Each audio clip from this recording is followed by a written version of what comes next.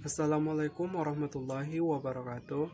Perkenalkan, nama saya Ajuan Ali Amanah Siregar. Saya mahasiswa dari UIN Sumatera Utara. Saya dari Fakultas Ilmu Tarbiyah dan Keguruan. Saya dari jurusan Pendidikan Bahasa Inggris. Baiklah, di sini saya akan membahas tentang menilai kebutuhan usaha. Banyak kita saksikan orang yang selalu berusaha namun tidak pernah berhasil dalam usahanya. Di antara penyebabnya adalah kurangnya ketekunan, persiapan, dan manajemen usaha yang baik, sehingga kadang usaha harus mandek di tengah jalan karena kehabisan modal. Sehingga sebelum mendirikan usaha, salah satu hal yang sangat penting yang harus kita lakukan adalah mengetahui kebutuhan usaha yang akan kita dirikan, mengkalkulasikan dana yang akan kita butuhkan ketika mendirikan usaha, agar kita dapat menguraikan jenis usaha yang harus kita rintis dari awal dengan kondisi keuangan kita. Oleh karena itu, di sini saya akan membahas tentang menilai kebutuhan usaha. Membangun suatu usaha berkaitan erat dengan penyediaan segala sesuatu yang berhubungan dengan kebutuhan usaha tersebut. Kebutuhan usaha yang diperlukan mulai dari persiapan perusahaan berdiri sampai beroperasi. Dengan kata lain, kebutuhan usaha adalah hal-hal yang harus dipenuhi perusahaan tersebut. Kebutuhan usaha yang diperlukan terdiri dari beragam jenis tergantung dari bidang usaha masing-masing perusahaan. Artinya, jenis dan jumlah kebutuhan antara suatu bidang dengan bidang yang lainnya jelas berbeda.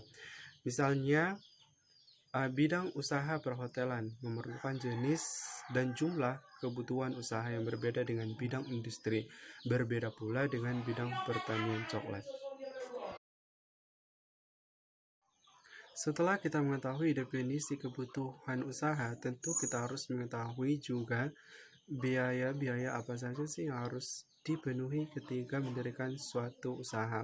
Artinya, dengan mengetahui jenis dan jumlah kebutuhan usaha, kita dapat membuat rencana anggaran untuk memulai suatu usaha dan selama berusaha berjalan atau beberapa periode. Secara garis besar, jenis-jenis komponen biaya kebutuhan usaha tergantung dari jenis usaha tersebut. Tapi dalam kesempatan kali ini saya akan membahas 3 garis besar jenis-jenis biaya usaha. Yang pertama adalah biaya prainvestasi. Biaya prainvestasi adalah biaya yang akan dikeluarkan oleh sebuah perusahaan ketika memulai suatu jenis usaha, biasanya seperti biaya survei lapangan, biaya pembuatan studi kelayakan, pengurusan izin, pengurusan dan pembersihan lahan, serta biaya-biaya lainnya. Yang kedua adalah biaya pembelian aktiva tetap. Biaya pembelian aktiva tetap terbagi menjadi 2, yaitu aktiva tetap berwujud dan aktiva tetap tidak berwujud. Aktiva tetap berwujud adalah sejumlah uang yang dikeluarkan untuk membeli aktiva tetap seperti tanah, pendirian bangunan, pembelian mesin, dan lain-lain.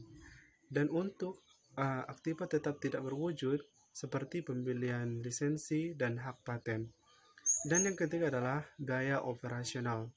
Biaya operasional meliputi gaji karyawan, upah, biaya listrik, biaya telepon, air, pemeliharaan, pajak, premi asuransi, dan pemasaran, serta yang lain-lainnya. Setelah kita mengetahui jenis-jenis biaya-biaya kebutuhan usaha apa saja yang harus kita penuhi ketika mendirikan suatu usaha, sekarang kita akan memasukkan nilai rupiah yang dibebankan pada setiap komponen ke dalam suatu daftar tabel. Tujuannya adalah agar mudah dibaca dan dipahami serta dianalisis kebenaran dan keakuratannya. Dan daftar tabelnya kira-kira seperti ini. Di dalam daftar tabel ini terdapat beberapa kolom, seperti kolom nama kebutuhan, kolom jumlah atau biaya yang dikeluarkan dari kebutuhan-kebutuhan tersebut. Seperti contoh nomor 1, biaya prainvestasi. Jumlah atau biaya yang dikeluarkan untuk kebutuhan tersebut adalah sebesar Rp20 juta. Dan yang kedua adalah pembelian aktiva tetap, dan biaya yang dikeluarkan untuk kebutuhan tersebut sudah disesuaikan dengan kebutuhan tersebut. Dan seperti inilah contoh-contoh nama kebutuhan dengan jumlah biayanya sampai seterusnya. Sekian pembahasan kita kali ini. Terima kasih pada teman-teman semuanya karena telah menonton video ini. Semoga video ini bermanfaat bagi kita bersama. Jika ada beberapa kesalahan yang saya buat, saya minta maaf. Saya akhiri. Wassalamualaikum warahmatullahi wabarakatuh.